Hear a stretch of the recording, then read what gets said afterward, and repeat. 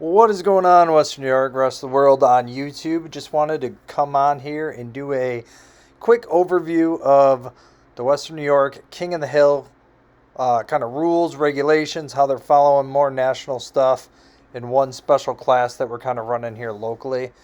Uh, just because if you're anything like me, you're a learner by watching and maybe not sitting here reading instructions or directions or rules, regulations, all that good stuff. The goal of the race series is to duplicate the one-for-one atmosphere and performance of rock bouncers. And big thing here, got to match tires, chassis. If an event coordinator feels that the driver/builder has failed to do that, you will not be allowed to participate in that competition. I'll hold off the local stuff here in this and jump right to plastic RC class rules. Must be round tube or solid tube plastic chassis with shocks mounted to the chassis. Chassis must resemble a rock bouncer or Ultra 4 car. Unlimited RC class rules. Very simply, must be round tube or solid rod metal chassis with shocks mounted to the metal chassis. The chassis must resemble a rock bouncer or Ultra 4 car. Twin vertical plates, or TVP, are not allowed. Now, for both of those classes, they must be shaft-driven vehicles. The max tire size is less than 6 inches, so you got 6-inch max tire. Lower skid or chassis plate cannot exceed 9 inches in length, so no longer than 9 inches. Ultimate power. You can use any sort of, 8S, whatever kind of power you're throwing at it, that's unlimited. Now, if you go out of bounds, you can re-enter the course at the same place or lower down on the hill, but you cannot progress while you're out of bounds. There is no winching allowed, no hand of God allowed when going. So you can, flip the vehicle pretty much under the weight of the vehicle itself, or power, or however you're going to do that, gravity, you name it.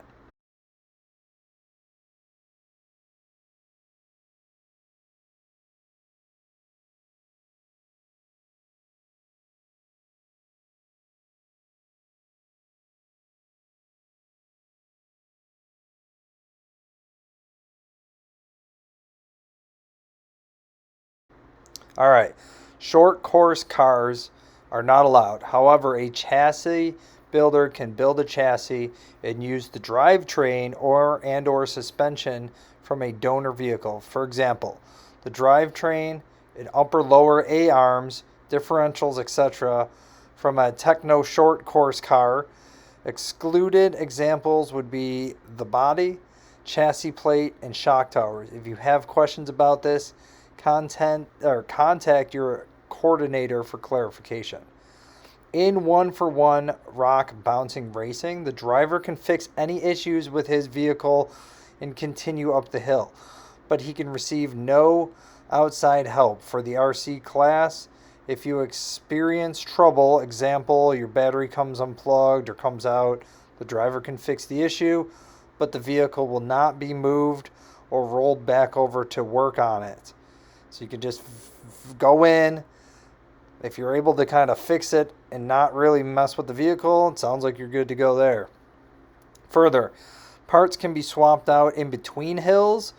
So if you broke an axle, whatever that may be. So in between runs, you are able to fix broken parts. If you're not ready and it's your turn, you will be put to the back of the line. If you're still not ready, during the entire rotation goes through, you will get a did not qualify or DNF for that hill. And tires can be swapped out. Example, putting boggers on the back. In between hills, you are able to do that.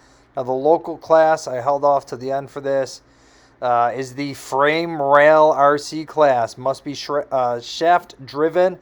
Must be a frame rail based rig using 2 frame rails, TRX4s, SCX2s, so pretty much like your rock crawlers, those types. So you must use a OEM type axle. No, you can't use an AR14BS, AR14Bs or AR60s on your SCX10. No limit to any factory metal axles. Example, SEX 10.3s with Capra axle metal plastic. It's illegal. SEX 10.3 with aftermarket or stock straight or portal axles. It's legal. All right, and you got to use some sort of a Lexan or ABS plastic body. It needs to resemble as close to a one-for-one vehicle that's built to tackle hills. It kind of include a tube cage, aka VIN class. No 6x6 vehicles.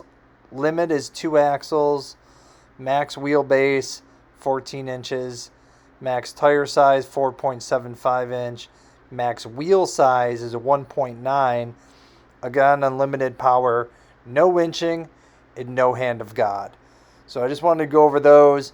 Maybe that helps explain the King of the Hills situation. I love that they're doing frame rails, so you don't have to feel like you got to go out and get a rock bouncer to participate in this stuff. And look forward to getting out to some more events and some of the competitions. So hopefully that helps you out like it did for me. And look forward to seeing you out there.